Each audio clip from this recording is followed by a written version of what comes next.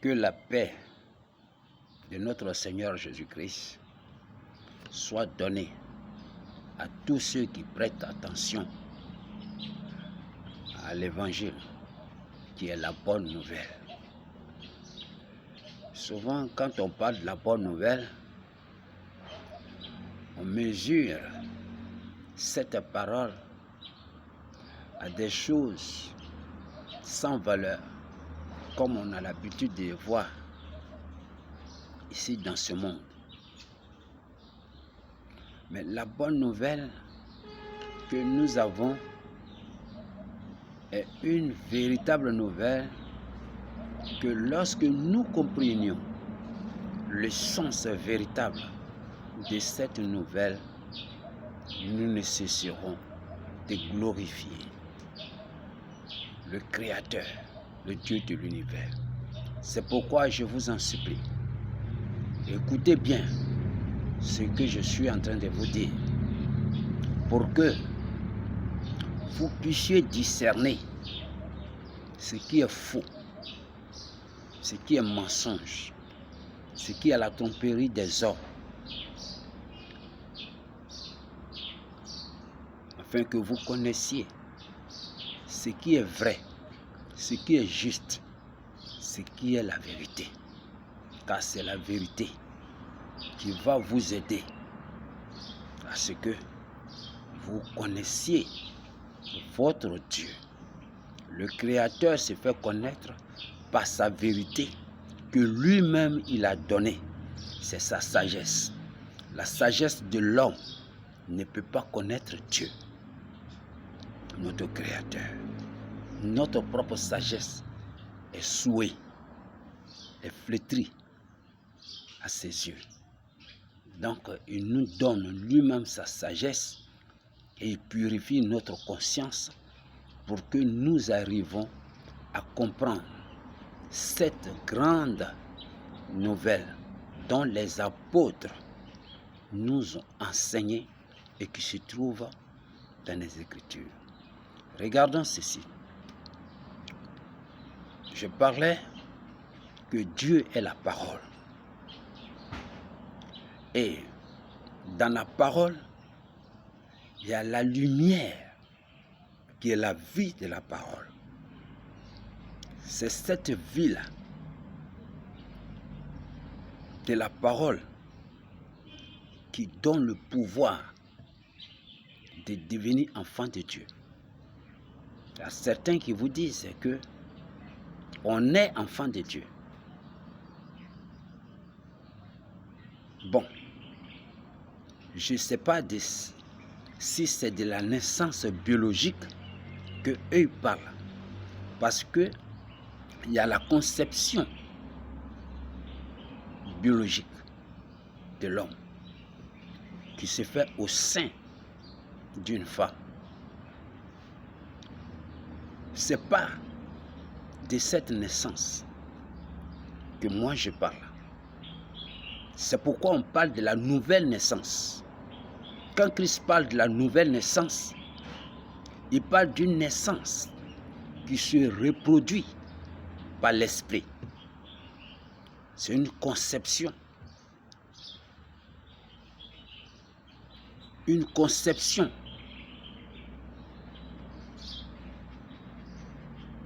qui est faite par l'esprit. C'est-à-dire, quand je veux parler dans l'expression des hommes, je pourrais dire que c'est la conception intellectuelle. Mais dans le langage spirituel, quand on parle, parce que l'évangile s'exprime dans le langage spirituel. En ce moment-là, on appelle ça la volonté de Dieu. C'est-à-dire une conception qui est faite par Dieu.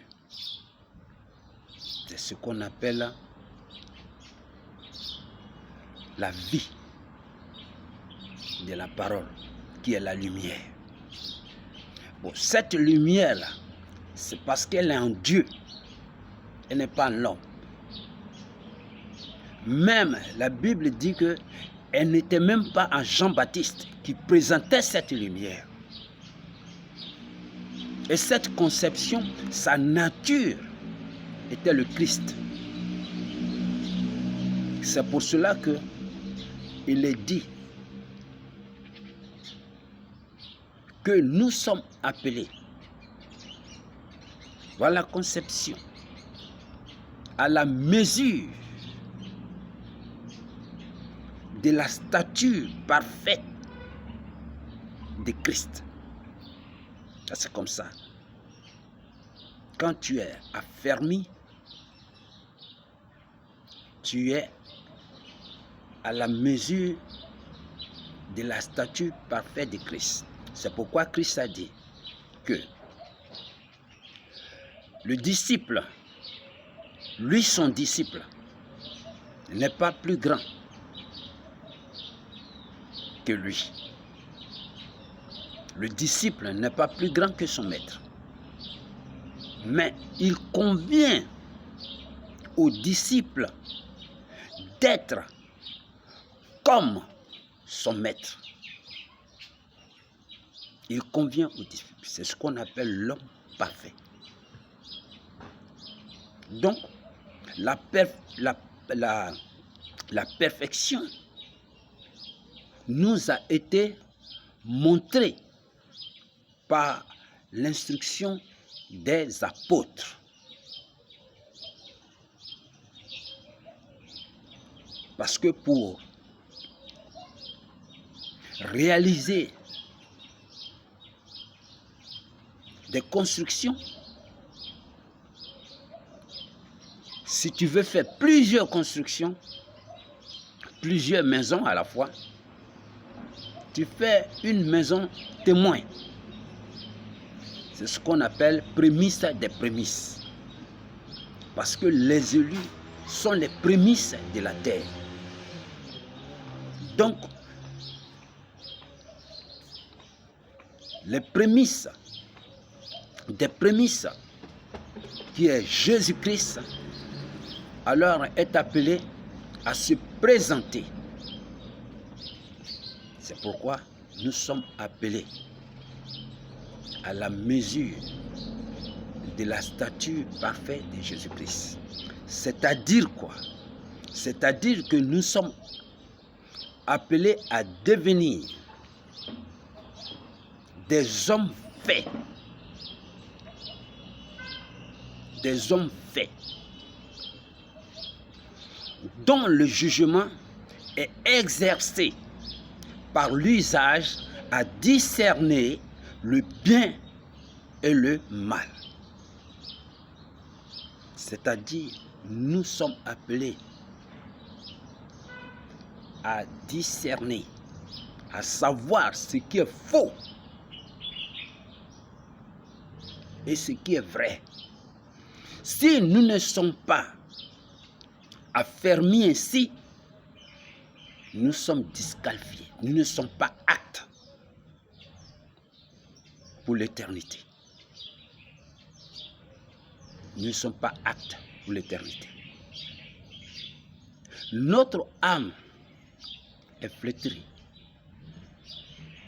Quand nous naissons, c'est l'héritage que nous avons eu pendant la conception. Pendant la conception qu'on peut appeler la conception biologique. Nous avons hérité ça de notre mère, de notre père, de nos parents. Donc, il y a là la mort. Parce que la terre, cette terre est appelée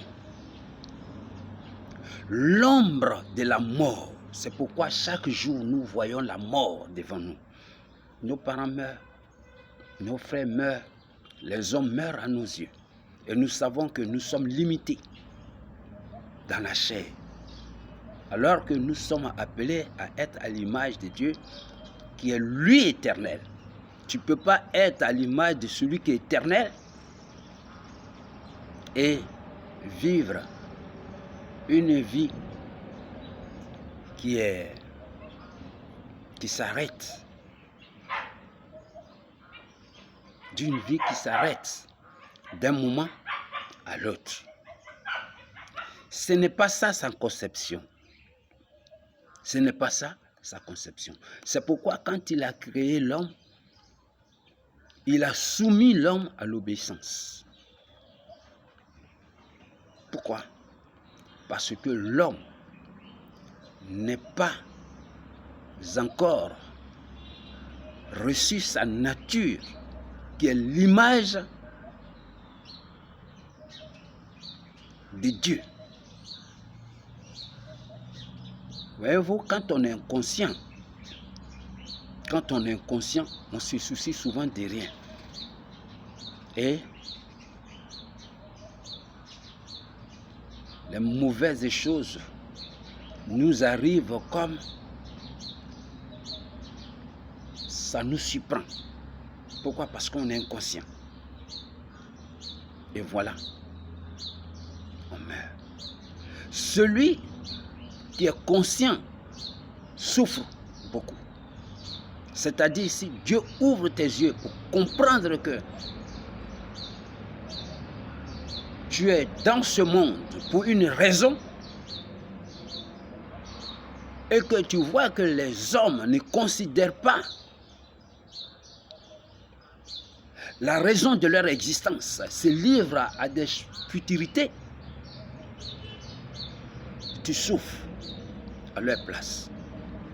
Ce qui fait que quand tu as la charge d'enseigner l'évangile, tu souffres plus que ceux qui sont ignorants. Tu souffres parce qu'ils sont ignorants. Voyez-vous? Et quand nous allons prendre Colossiens pour l'expliquer dans le livre de Colossiens ici,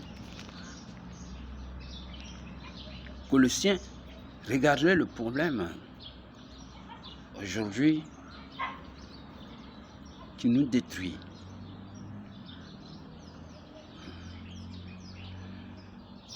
Colossiens, on prend Colossiens 2, chapitre 8. Ici, Paul avertit. Il dit, prenez garde que personne ne fasse de vous sa proie par la philosophie et par une vaine tromperie, s'appuyant sur la tradition des hommes, sur les rudiments du monde et non sur Jésus-Christ. Aujourd'hui, c'est ça le problème. Je vous ai parlé d'exégèse. Prenez ça au sérieux. Prenez ça au sérieux. Parce que la philosophie ne connaît pas Dieu. Par la philosophie, Jésus a dit, il a prophétisé.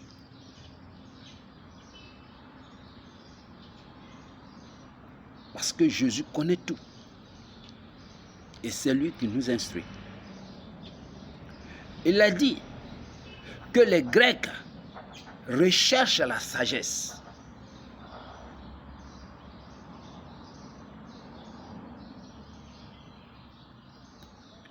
Oui, les Grecs recherchent la sagesse. C'est pourquoi aujourd'hui, c'est eux qui ont réussi à maîtriser la philosophie. Et la philosophie, c'est la sagesse des hommes.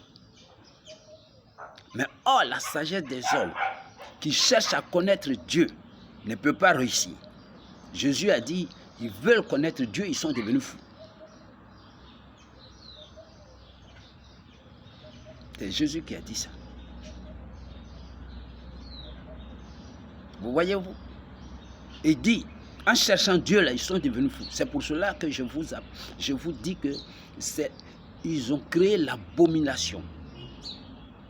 Quand on parle de l'abomination, c'est ce qui est nauséabonde aux yeux de Dieu. La pourriture aux yeux de Dieu. Donc Dieu dit, je suis désolé. C'est pourquoi on dit désolation. L'abomination. C'est une abomination. Pourquoi? Parce que ça vient de la pensée humaine. Et Paul le dit ici, prenez garde que personne ne fasse de vous sa proie par la philosophie et non pas sur Christ. Parce qu'en fait, la parole de Dieu, comme Jean le disait ici, la parole, il y a la vie de la parole. La vie de la parole, c'est la lumière qui donne le pouvoir. Puisque la connaissance,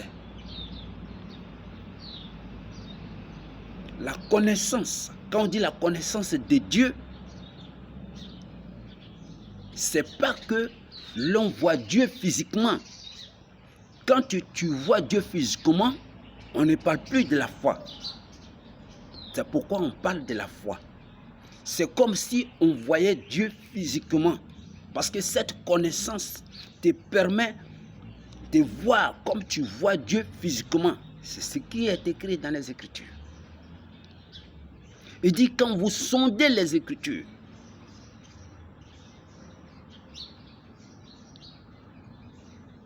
quand vous sondez en réalité les Écritures, les textes des Écritures, c'est comme si vous voyez à l'œil nu les choses de Dieu.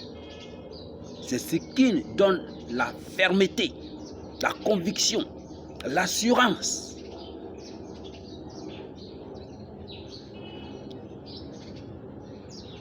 C'est pourquoi Dieu procède par la parole. Il appelle Abraham. Il ne se présente pas comme un homme à Abraham. Il l'appelle et il amène Abraham à avoir confiance à cette parole qu'il écoute. Abraham sort des Chaldées. Parce que Abraham était un Ur en Chaldée. Et il l'appelle parce que Chaldée représente le monde. Le monde appelé le monde babylonien. Des Chaldées. On a connu cela lorsque Daniel était en Chaldée, auprès du roi Nebuchadnezzar. Et c'est là que Dieu lui a dit que toi, Nebuchadnezzar, tu es la tête. Par la vision de Nebuchadnezzar lui-même qu'il a vu. Et que Daniel a donné l'explication. Il a dit, c'est toi qui es la tête. Vous voyez? De Babylone. Donc Babylone, c'est le monde royal. Et donc il faut sortir, c'est ce qu'on appelle la sanctification. Sors pour que moi je te conduise dans une terre que je te promets pour toi et ta postérité. Voyez-vous?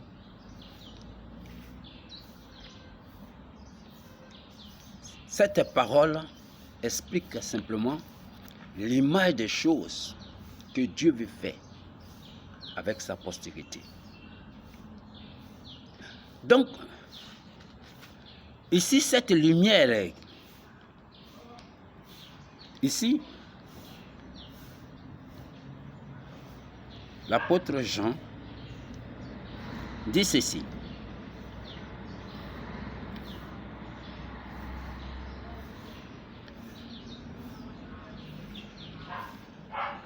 Elle était dans le monde, la lumière.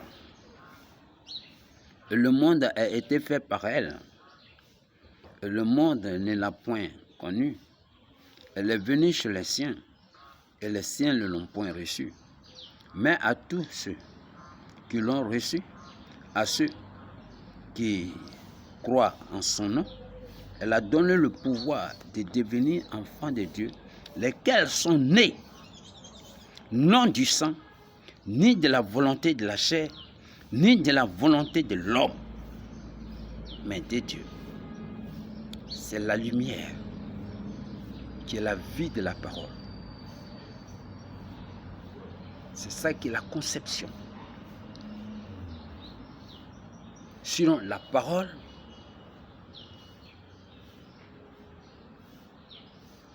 Jean dit que la parole, au commencement, était Dieu. Et la parole était avec Dieu. La parole, voyez-vous?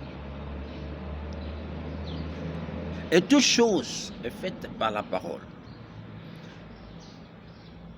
Pourquoi j'insiste de vous dire que la philosophie, c'est la parole qui est produite pour des choses qui demeurent terrestres. Mais il y a la parole qui est comme un sauveur qui vient de là-haut, qu'on appelle la lumière. Et quand tu mets ta foi sur cette parole qui vient du ciel, c'est à partir de là que c'est cette parole-là qui te donne pouvoir. C'est pourquoi si vous vous livrez à des hommes, ou vous faites des regroupements des hommes, ce serait comment on appelle, un regroupement humain. Les associations humaines. Et c'est pour cela que Paul avertit. Parce que vous êtes devenus aujourd'hui les proies des hommes. La postérité de Dieu, là, elle est pour Christ. Et Christ est le seul chef. C'est lui le révérend. Révérerie. Révérerie. C'est la lumière. L'urime du jugement, c'est la lumière qui amène à la perfection. C'est pourquoi, sur le cœur du souverain sacrificateur, il y a l'urime et il y a le thummim. L'urime, qui est la lumière, thummim, qui est le peuple, c'est-à-dire la postérité. C'est parfait dans l'esprit de Dieu. C'est pourquoi on dit thummim, la perfection. La perfection. C'est pour cela que Dieu a suscité, depuis les prophètes,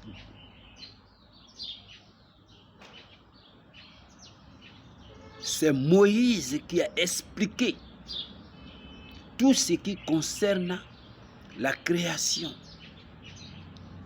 Depuis Adam et Ève dans le jardin, c'est lui qui a expliqué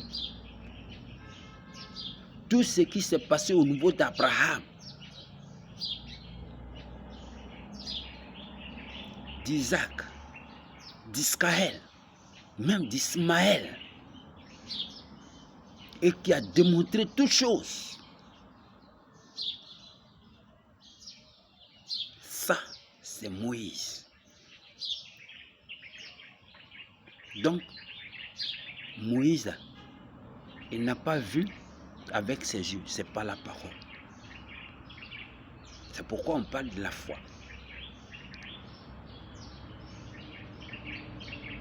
Ce qu'on voit avec les yeux, c'est la vue. Ce n'est pas la foi. Il y a des gens ici, ceux-là qui sont des magiciens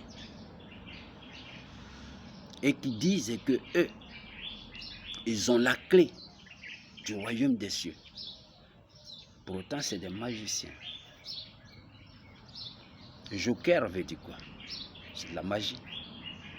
Rocher veut dire quoi? Dieu. Joker, rocher. Ce sont des magiciens. Parce que la clé pour accéder au royaume de Dieu, c'est la foi. Et c'est la foi vivante. Et elle est donnée à toute la postérité. Jésus dit, je vous donne ma paix et je vous laisse ma paix. C'est sa connaissance. Toute la divinité de Dieu est corporellement en Christ. C'est pourquoi il est à révérer. Joseph Smith dit,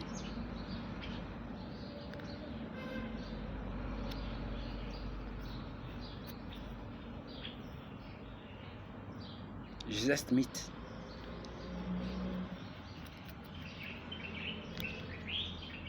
il disait, dans leur pensée,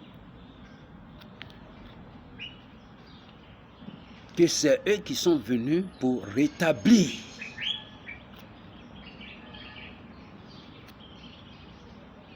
l'Église. Non. Il y a le rétablissement de l'Église qui s'est fait par la puissance de Dieu au jour de la résurrection. Cela n'est pas donné à un homme. Vous voyez comment Joseph Smith ne comprend même pas les Écritures. Il y a ce qu'on appelle la réformation. Ça, c'est pour cela que Dieu a suscité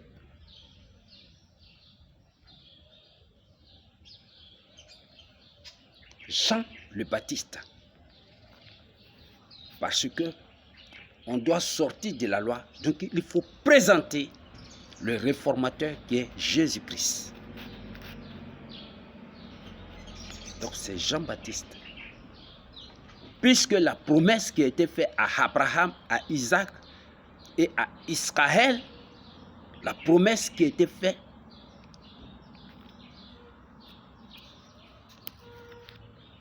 elle a été irriguée en loi par Moïse. Et Moïse a exprimé que la loi que je vous donne, c'est uniquement que pour vous, la maison d'Israël qui sort de l'Égypte. Donc, si celui à qui la promesse, ou celui pour qui la promesse a été faite arrive, donc puisque la promesse doit être en vigueur, on promet, le jour arrive pour accomplir cette promesse. Donc le jour arrivé pour accomplir cette promesse, alors Dieu suscite Jean-Baptiste pour faire quoi? Montrer, voilà celui-là qui fait la réformation. C'est pour cela que Jésus a été pour eux comme une contradiction. Vous voyez? Vous voyez? Donc, connaissez le sens des mots. Connaissez le sens des mots. Donc, la clé qui est la foi pour avoir accès à entrer dans la gloire de Dieu. Quand on parle de la gloire de Dieu, c'est la grâce qui nous a été faite, qui est faite à la postérité pour avoir accès à la gloire, puisqu'on est privé de la gloire de Dieu. Quand on est né, biologiquement, on est tous privés. Donc quand quelqu'un qui se lève et qui dit qu'il a le salut, ment, parce qu'il ne connaît pas ce qu'on appelle le salut. Quand on dit sauver, là, sauver ne signifie pas avoir le salut. Parce que c'est le prix de la foi qui donne le salut. Sauver ne signifie pas le salut. Vous allez nager et quelqu'un tombe dans l'eau. Il est en train de loigner et un sauveur s'en va avec pirogue et la neve, il met l'enfant dans pirogue. L'enfant est sauvé, mais dans pirogue, encore et à l'eau. Et si la barque fait naufrage, tu n'arriveras pas au bord. Donc beaucoup ont fait naufrage ici, en utilisant quoi? La philosophie. Et en se confiant à la philosophie.